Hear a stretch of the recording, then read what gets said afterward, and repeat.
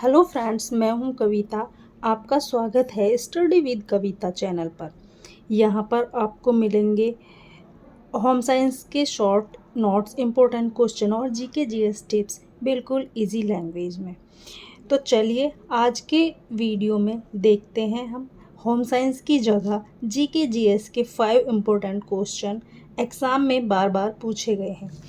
तो फ्रेंड्स, आज हम होम साइंस का नहीं, आज हम जीके जीएस के कुछ क्वेश्चंस देखेंगे जो कि होम साइंस के एग्ज़ाम्स में, जैसे एलटी में जो जीएस का पोर्शन आता है उनमें या अदर एग्ज़ाम्स में भी बार बार पूछे जाते हैं।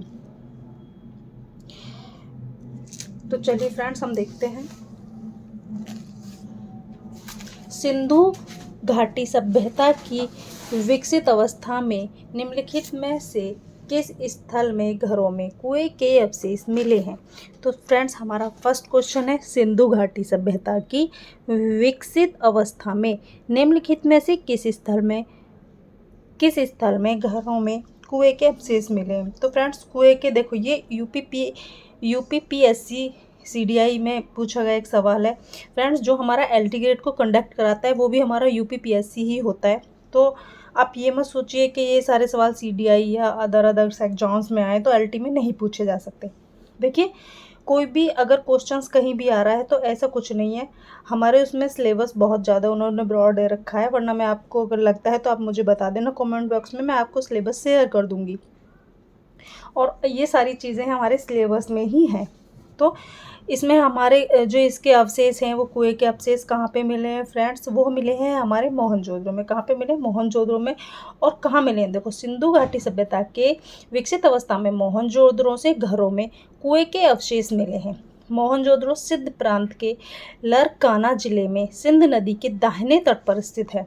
तो फ्रेंड्स, हमारे यहाँ से कुछ क्वेश्चंस और भी बन सकते हैं। तो मोहनजोदड़ो में हमारे वो अवशेष मिले हैं और कुएं के, लेकिन हमारा ये पूछा जा सकता है कि मोहनजोदड़ो कहाँ स्थित है या किस प्रांत में है? तो सिंध प्रांत के लरकाना जिले में। और किस नदी के किनारे स्थित है? तो दाहिनी नदी के तट पर स्थित है। इसकी खोज राखलदास बनर्जी ने वर्ष 1922 में किया था। ये क्वेश्चंस तो फ्रेंड्स हमारे उसमें एग्जाम्स में, जैसे डीएसएसबी या फिर जीआईसी अदर्स एग्जाम्स में एक दो बार पूछा भी गया है। राखलदास बनर्जी ने वर्ष 1922 में किया है। सिंध भाषा में मोहनजोदड़ो का अर्थ मृतकों का टीला होता है। तो हमारा सिंध भाषा में जो हमारा मोहनजोदड़ो का अर्थ है उसको हम क्या बोलते हैं? उसका अर्थ होता है मोहनजोदड़ो का मृतकों का टीला। तो फ्रेंड्स, यहाँ पे कुछ इसके टिप्स दिए गए हैं। देखिए, मैं आपको इससे रिलेटेड और भी कुछ टिप्स हैं जो बता देती हूँ। कालीबंगा, तो ये कालीबंगा कहाँ पड़ता है? कालीबंगा राजस्थान में पड़ता है। यह स्थान राजस्थान के घाघर नदी जिले में घाघर नदी के बाएं तट पर स्थित है। यहाँ से जुते हुए खेत का साक्ष्य, कच्ची ईंट, अलंकृत ईंट आदि के साक्ष्य मिले हैं। तो ये कहाँ है? गंगानगर जिले में, राजस्थान के गंगानगर जिले में घाघर नदी के बाएं तट पर स्थित है। कहाँ पे? घाघर नदी पे। तो अब इसमें क्या पूछ सकता है कि राजस्थान के किस नदी पर स्थित है? तो हमारा घाघर नदी पे।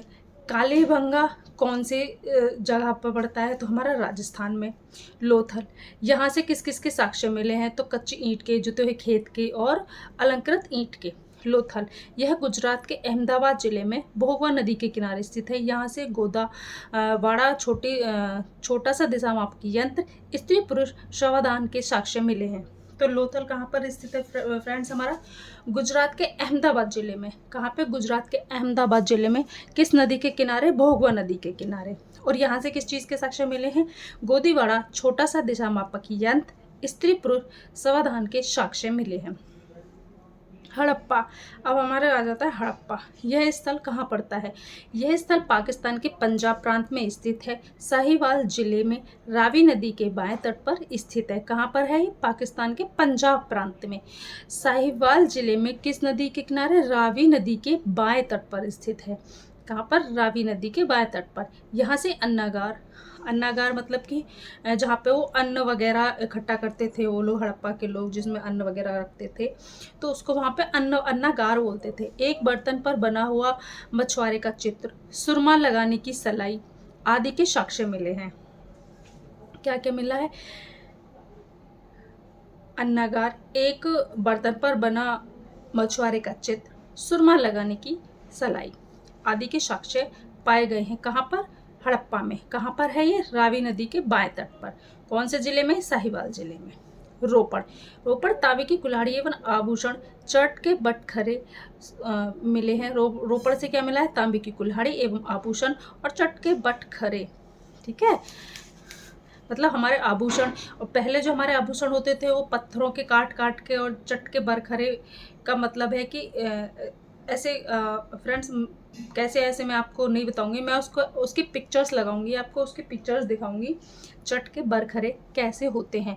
पत्थर्स के ही हमारे कुछ आभूषण और औजार होते हैं जिनको हम चट के बरखरे बोलते हैं। चहुंद्रो, सौंदर्य प्रसाधन। क्या है फ्रेंड्स? ये सौंदर्य प्रसाधन। सुरकोटदा, घोड़े की अस्थियां एवं एक अनोखी कब्रगाह है। सुरकोटदा में क्या मिला है? घोड़े की अस्थियां, यानी कि घोड़े के साक्ष्य मिले हैं, घोड़े दबे हुए, एवं अनोखी कब्रगाह मिली है। बनावली, जो मनुष्य एवं पशु मूर्ति, बाण एवं हल के साक्ष्य। सुतको गैडोर, तांबे की कुल्हाड़ी। सुतको गैडोर से क्या मिला है? तांबे की कुल्हाड़ी। मनुष्य की अस्थि, राख से भरा बर्तन। हड़प्पा संस्कृति की परिपक्व अवस्था। सेकंड क्वेश्चन फ्रेंड हमारा, हड़प्पा संस्कृति की उत्तरी सीमा का निर्धारण करता है। क्या है? हड़प्पा संस्कृति की उत्तरी सीमा का निर्धारण करता है। कौन करता है फ्रेंड? तो इसका निर्धारण कौन करता है उत्तरी सीमा का? मांडा। कौन? मांडा। हड़प्पा सभ्यता का विस्तार उत्तर से जम्मू के मांडा से लेकर दक्षिण में नर्मदा के मुहाने भगतराव तक और पश्चिम में मकरान समुद्र तट पर सुतका गैडोर से लेकर पूर्व में पश्चिमी उत्तर प्रदेश से मेरठ आलमगीरपुर तक था। कहाँ पर? ये हमारा जम्मू कश्मीर में पड़ता है। जम्मू कश्मीर के मांडा से लेकर हमारे दक्षिण में नर्मदा नदी पड़ती है, दक्षिण में नर्मदा के मुहाने भगतराव तक, और पश्चिम में ये हमारा उत्तर में, उत्तर दिशा में। फिर हमारा आता है पश्चिम में ये कहाँ से कहाँ तक है इसकी सीमा? पश्चिम में मकराना समुद्र तट पर सुतका गैडोर से लेकर पूर्व में पश्चिम उत्तर प्रदेश में, जो हमारा पश्चिम उत्तर प्रदेश जैसे मेरठ में आलमगीरपुर तक था, जो हड़प्पा संस्कृति की उत्तरी सीमा का निर्धारण करता था। इस सभ्यता का सबसे पश्चिमी पुरास्थल सुल्का गैंडोर, पूर्वी पुरास्थल आलमगीरपुर, उत्तरी पुरास्थल मांडा तथा दक्षिणी पुरास्थल दायमाबाद था। सबसे पश्चिमी पुरास्थल इसका ऐसे पूछा जा सकता है फ्रेंड्स हमारे क्वेश्चंस में कि इसका जो पश्चिमी पुरास्थल है वो कौन सा था? तो सुल्का गैंडोर। और पूर्वी पुरास्थल आलमगीरपुर, उत्तरी पुरास्थल मांडा, दक्षिणी पुरास्थल दायमाबाद था। तो इसके हमारा प्रश्न, इसके थोड़े से इसके भी हम टिप्स देख लेते हैं, इससे रिलेटेड और जो क्वेश्चन पूछे जा सकते हैं। हड़प्पा स्थल, तो हड़प्पा स्थल हमारा कहाँ अवस्थित है? किस नदी के किनारे है और किसने उनकी खुदाई करवाई? फ्रेंड्स, किसने उसकी खुदाई करवाई? किस नदी पर बसे हैं ये और किस जगह है? तो हम हड़प्पा स्थल, तो हड़प्पा हमारा कौन सी जगह अवस्थित है इस टाइम? पाकिस्तान में। कहाँ है? मांडोगोमरी पाकिस्तान में है, रावी नदी के तट पर है। इसकी माधव स्वरूप वत्स, दयाराम साहनी, मार्टिमर व्हीलर, किसने इसकी खुदाई करवाई थी? माधव स्वरूप वत्स, दयाराम साहनी और मार्टिमर व्हीलर। फिर हमारा आता है सेकंड पे मोहनजोदड़ो में है। मोहनजोदड़ो इस टाइम है लरकाना, ये भी कहाँ पड़ता है? पाकिस्तान में। लरकाना कहाँ पड़ता है इस टाइम? पाकिस्तान में। कौन सी नदी के किनारे है? सिंधु। जो हमारा हड़प्पा था वो रावी नदी के किनारे था, है तो पाकिस्तान में वो भी, बट कहाँ था? रावी नदी के किनारे। और हमारा मोहनजोदड़ो कहाँ है? सिंधु नदी के किनारे। इसकी खुदाई राखमलाल दास बनर्जी ने, किसने करवाई थी? राखल दास बनर्जी ने। जो हमारी मोहनजोदड़ो की खुदाई राखल दास बनर्जी ने करवाई थी। कितने में करवाई थी? जो कि हमने क्वेश्चन में पीछे पढ़ा था 1922 में। राखलदास बनर्जी ने 1922 में मोहनजोदड़ो की खुदाई करवाई थी। फिर आता है हमारा रोपड़। रोपड़ कहाँ है हमारा? पंजाब में। कहाँ पड़ता है रोपड़? पंजाब में। कौन सी नदी के किनारे? सतलज के किनारे। यज्ञदत्त शर्मा, इसकी खुदाई करवाई थी यज्ञदत्त शर्मा ने रोपड़ की। फिर हमारा आता है लोथल। लोथल कहाँ है? अहमदाबाद, गुजरात में। अहमदाबाद हमारा कहाँ है? गुजरात में। कौन सी नदी के किनारे? भोगवा नदी के किनारे। इसकी खुदाई एस रंगनाथ राव एस रंगनाथ राव। फिर हमारा कालीबंगा, तो कालीबंगा हमारा गंगानगर कहाँ है, राजस्थान में। अभी हमने पीछे पढ़ा था कौन सी जगह था ये, राजस्थान में, गंगानगर राजस्थान में घाघर नदी के किनारे है। इसकी खुदाई करवाई थी ब्रजवासी लाल वी के थापड़, ब्रजवासी लाल वी के थापड़, ब्रजवासी लाल वी के थापड़ कहाँ की, कालीबंगा की। फ्रेंड्स मैं कई कई बार रिपीट करती हूँ, मैं इसलिए कई कई बार रिपीट करती हूँ ताकि आप भी मेरे साथ रिपीट करो, और उससे क्या फ़ायदा होगा, जब आप कई कई बार उस चीज़ को रिपीट करोगे तो वो इजीली आपको याद कर हो जाएगा। आप 2-4 बार इस वीडियो को देख लेना और उसके बाद 2-4 बार ऐसे रिपीट कर लेना, फिर आपको ये क्वेश्चंस ऐसे ही याद हो जाएंगे फ्रेंड्स। आपसे अलग से ऐसे नहीं है कि याद करना पड़ेगा। और फिर आता है हमारा, ये हमारे 2-4 क्वेश्चन थे हमारे सभ्यता एवं संस्कृति पर। नेक्स्ट क्वेश्चन देखते हैं हम वैदिक काल से।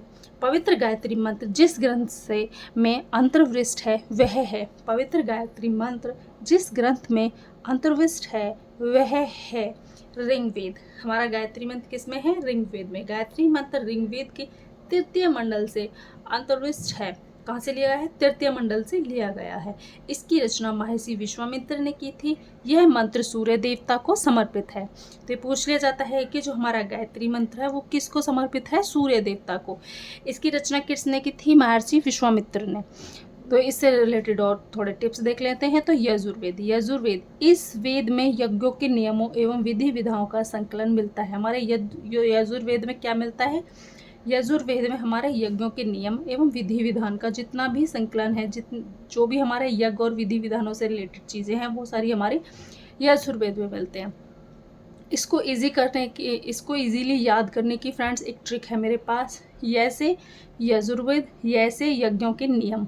देखो यैसे यज्ञों, यैसे यजुर्वेद, तो जो भी ये आए तो समझ लेना यैसे यजुर्वेद, यैसे यज्ञों के नियम। जहाँ भी आ जाए तो यज्ञों के नियम तो किस में मिलेंगे, यजुर्वेद में।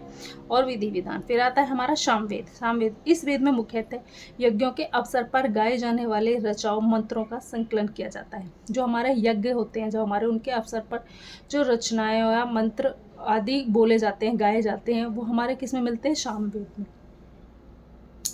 आप इसको याद कर सकते हो। जैसे भी आप सोचो, जब आपके घर पे कोई कथा वगैरह होती है, यज्ञ हवन कुछ होता है, तो वहाँ पे कुछ मंत्र बोले जाते हैं, पंडित जी कुछ रचनाएं वगैरह बोलते हैं, और कुछ मंत्र वगैरह बोलते हैं, और उसमें पूरा समावेश होता है उनका। सारे भगवान जी का समावेश कहाँ होता है, सारे भगवान का समावेश उसी में होता है। तो समझ लेना, सब भगवान जी का जहाँ भी सब सारे भगवान का समावेश हो रहा हो, जो सब भगवान के मंत्र बोले जा रहे हों, वो क्या होता है, सामवेद। सामवेद, शाम, देखो शाम तो वैसे भी भगवान वेद, शाम वेद। और जहाँ समावेद, जहाँ पूरा सबका समावेश हो, तो मंत्रों का जहाँ सारे मंत्र बोले जाएंगे तो भगवान का समावेश वहाँ खुद ही होगा। देखो सारे भगवान जी के नाम लेते हैं, वो सारे भगवान जी को मंत्र उच्चारण करते हैं, गणेश जी से स्टार्ट करते हैं सभी के।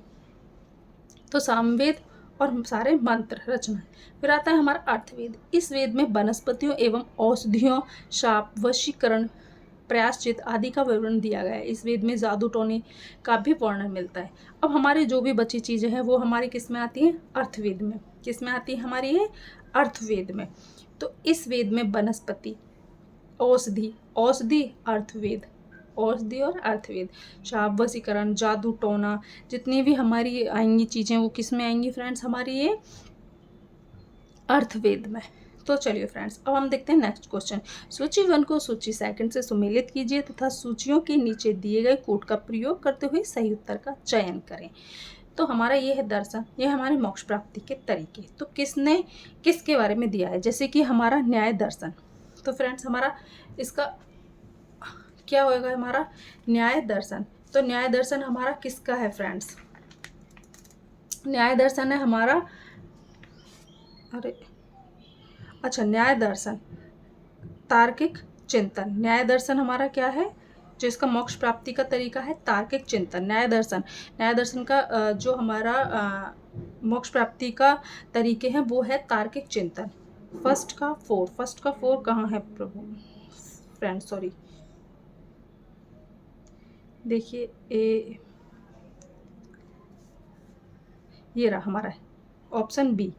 यहाँ पे हमारा ए का 4 दिया गया है फ्रेंड्स, ए का 4 और किसी भी ऑप्शन में नहीं है। एक ये भी तरीका होता है ढूंढने का, एक ऑप्शन किसी में भी नहीं है, तो इसका हमारा आंसर बी ही होगा। फिर भी हम देख लेते हैं। हमारा सेकंड है मीमांसा दर्शन। सेकंड क्या है?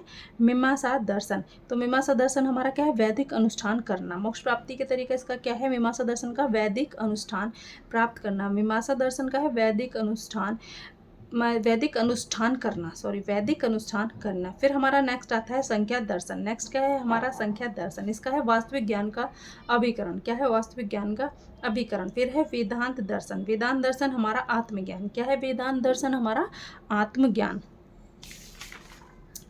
तो फ्रेंड्स चलिए आज हम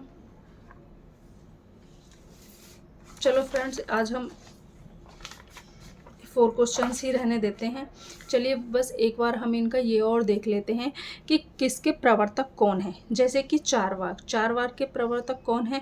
पहले तो हम इसका यहाँ पे ये आंसर देख लेते हैं। जैसे न्याय दर्शन तार्किक चिंतन, मीमांसा दर्शन वैदिक अनुष्ठान करना, संख्या दर्शन वास्तविक ज्ञान का अभिकरण, वेदांत दर्शन आत्मज्ञान।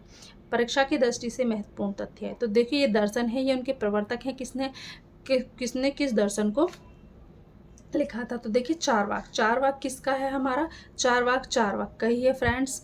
योग पतंजलि है। वैशेषिक हमारा कणाद एवं उलूक। और हमारा फ्रेंड्स उत्तर मीमांसा हमारा बादरायण।